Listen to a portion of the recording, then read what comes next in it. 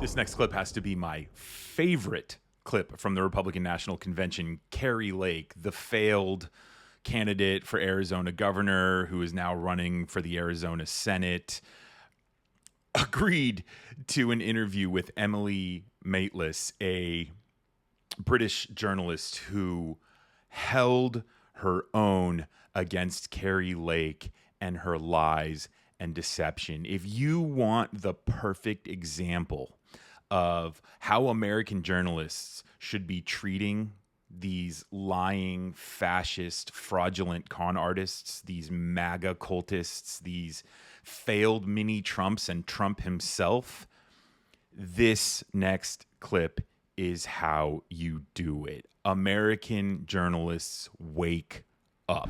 I actually think you need your head examined. Can you answer that? I think you need your head examined. Donald Trump has talked, Mr. Trump's talked about the need for a new tone in politics, a civility in politics, a kind of unity. What does that mean to you? I actually think the tone has always been good. I believe that what we're trying to push is a strong economy, secure borders. These are policies everybody wants. And so you don't think the tone in American politics got out of hand? I think the tone is really disturbing when the media is calling a man like Donald Trump Hitler. They're comparing him to Hitler. Like J.D. Vance did, you mean? Like the media is doing. But J.D. Vance was probably, like many Americans, they listen to the media. And for 8 years, the media has been tearing President Trump apart. A good man who everybody loved before he ran. Imagine having a smear campaign going on about you for 8 years. Yeah. Pretty soon, everyone wouldn't like you.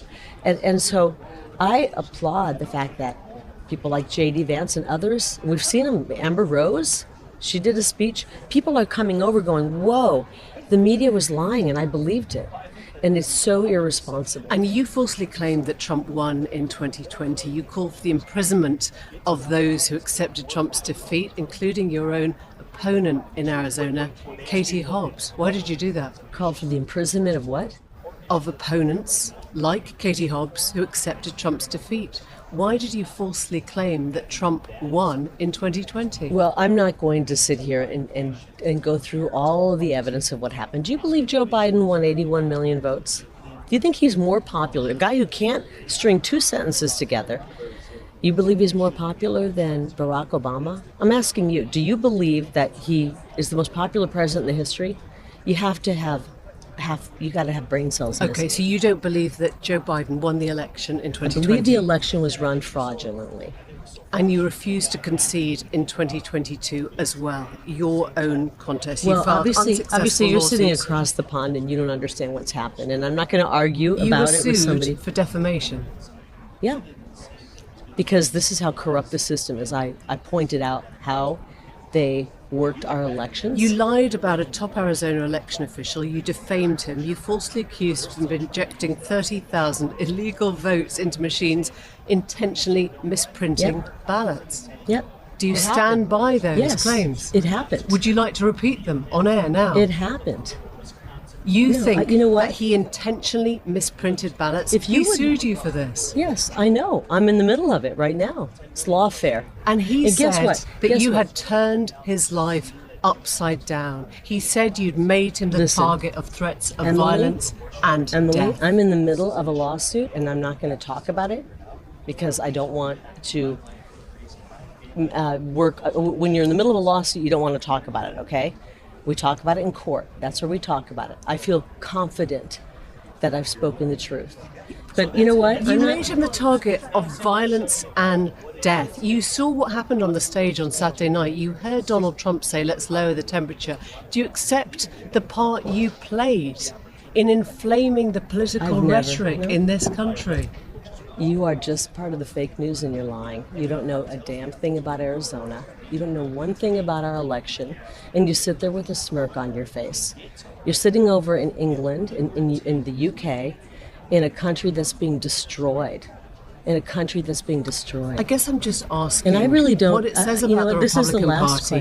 That they need to lie, to intimidate, to threaten because you don't believe you can win at the ballot box. Why would you need to do that? You are just a sad case of a human being, and I'm so sorry for you. I'm sorry that you bought into the propaganda. I hope that you'll look in the mirror and see that you've been following propaganda and you don't understand what's happening. So I'm guessing if you don't win in November, you won't concede. That's the rule that you're playing by now, is it? You are. I actually think you need your head examined. Can you answer that? I think you need your head examined. Kari Lake, thank you very much. Standing ovation. Standing ovation for Emily there. Bravo.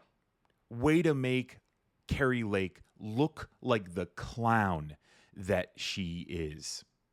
Hypocrisy left and right. Calling her out on her lies. And the final blow. Oh, chef's kiss. I don't think anybody could have done it better than what Emily did in that moment. You have to lie, Kari, because you can't win at the ballot box. You know, CNN and the moderators during the debate, bash Tapper. Maybe you guys should watch this clip and learn something, because that's how you should have had that debate. That's how you should have treated Trump, instead of him letting him just walk away with lie after lie after lie after what he put this country through. People, so many people died due to his ineptitude and mishandling of COVID. This country it was one of the darkest 4 years this country has seen in modern political times. This is how you handle it. This is how you push back. Emily's performance here is the light that American journalists should aspire to shine as bright as. Because we need a lot of light when you've got these monsters creeping around in the darkness. So Emily, my goodness, well done. Well done. That is how the media should be treating the Republican National Convention. That's how they should be having every interview with these goons from here on out, especially the biggest fraud of them all, Donald J. Trump.